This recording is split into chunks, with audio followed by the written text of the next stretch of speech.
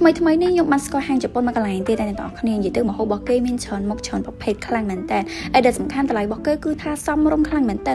2.80 សេនអត់គួរឲ្យជឿត្រូវអត់អ្នកនរគ្នាហើយបើនិយាយពីបរិយាកាសកន្លែងអង្គុយអីហ្នឹងគឺថាដែលបានហ្មងកន្លែងនេះស្ងាត់ល្អហើយហាងជប៉ុនដែលខ្ញុំមកថ្ងៃនេះដែរមានឈ្មោះថា Orate Hanare ខ្ញុំមិនដឹងថាខ្ញុំអានត្រូវឬក៏ខុសព្រោះខ្ញុំអត់សូវចេះអានជប៉ុនទេហើយថ្ងៃនេះខ្ញុំក៏មកម្ហូបរៀងច្រើនដែរដែលសារតែហាងរបស់គាត់ថ្មីអញ្ចឹងខ្ញុំចង់ដឹងថានៅក្នុងមុខម្ហូប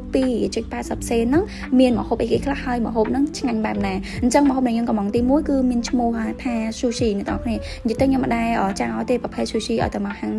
ជប៉ុនព្រោះអីនៅហាងជប៉ុនគឺធ្វើប្រភេទ sushi ហ្នឹងគឺថាឆ្ងាញ់ហើយស្រស់ខ្លាំងមែនតើហើយម្ហូបទី2ដែលខ្ញុំញ៉ាំនោះគឺប្រភេទ ramen នេះអ្នកដែលគាត់ចូលចិត្តរៀងប្រហើរជាតិរៀងហឹរបែបចេញមកម្រេចអីគាត់អាចសាកល្បងញ៉ាំបានរសជាតិរបស់គេប្លែកហើយឆ្ងាញ់ដូចគ្នាអ្នកនរគ្នានិយាយទៅខ្ញុំញ៉ាំច្រើនខ្លាំងមែនតើអ្នកនរគ្នាអើយសម្រាប់ម្ហូបបន្ទាប់ដែលខ្ញុំត្រូវហៅនោះគឺខ្ញុំហៅប្រភេទចកៈប្រភេទសាច់អាំងចកៈនេះខ្ញុំក៏ដែរចោលដែរព្រោះខ្ញុំចូលចិត្តប្រភេទសាច់អាំងចកៈខ្លាំងមែនតើគាត់ថាសាច់អាំងចកៈនៅកន្លែងគាត់ខ្ញុំមានអារម្មណ៍ថារសជាតិវាអត់សូវដិតទេអញ្ចឹងអ្នកដែលគាត់ចូលចិត្តរសជាតិរៀងស្រាលអីហ្នឹងញ៉ាំត្រូវខ្លាំងមែនតើតែបើសិនជាចូលចិត្តរសជាតិនឹងដិតខ្លាំងដូចខ្ញុំអាចជ្រលក់បានជាមួយនឹងទឹកស៊ីអ៊ូរបស់គេដាក់ឲ្យនឹងបានអ្នកទាំងអស់គ្នាហើយក៏ខ្ញុំញ៉ាំជាមួយនឹងប្រភេទដូចថាបន្លែអំពងអីដែរអ្នកទាំងអស់គ្នានិយាយទៅកន្លែងគាត់នេះមានមុខម្ហូបច្រើន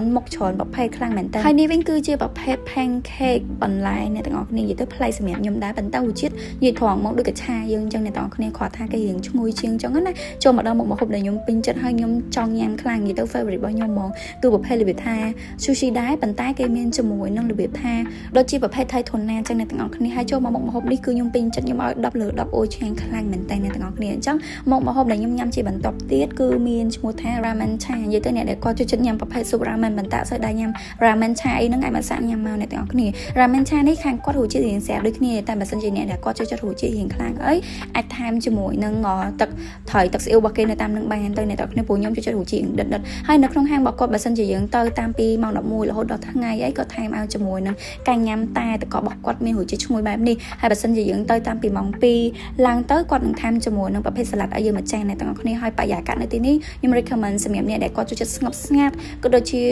ចេញមកធូនបែបលក្ខណៈថា private អីចឹងអ្នកទាំងអស់គ្នាហើយប្រភេទសាច់អាំងប្រភេទអីនៅខាងគាត់នេះក៏មានដែរសំខាន់គឺអនាម័យខ្ពស់ខ្លាំងមែនតើអ្នកទាំងអស់គ្នាដឹងហើយប្រភេទហាងជប៉ុនគឺគាត់យកចិត្តទុកដាក់ជាមួយនឹងអនាម័យហើយតម្លៃវិញគឺថាសមរម្យតែម្ដងអ្នកទាំងអស់គ្នាអូតម្លៃ 2.80 សេនមាន15មីលប្រភេទសាច់អាំងអីហ្នឹងក៏មានដែរអ្នកទាំងអស់គ្នាហើយប្រភេទសាច់របស់គាត់គឺថាល្អដូចគ្នាហើយសម្រាប់ទីតាំងរបស់គាត់ដែរនៅលើផ្លូវ334បឹងកងនៅចិត្តស្ថានទូតប្រ៊ុយណេវីដេអូខ្ញុំមានតែប៉ុណ្្នឹងទេបើសិនជាអ្នកទាំងអស់គ្នាចូលចិត្ត like share ផងអរគុណបាយបាយ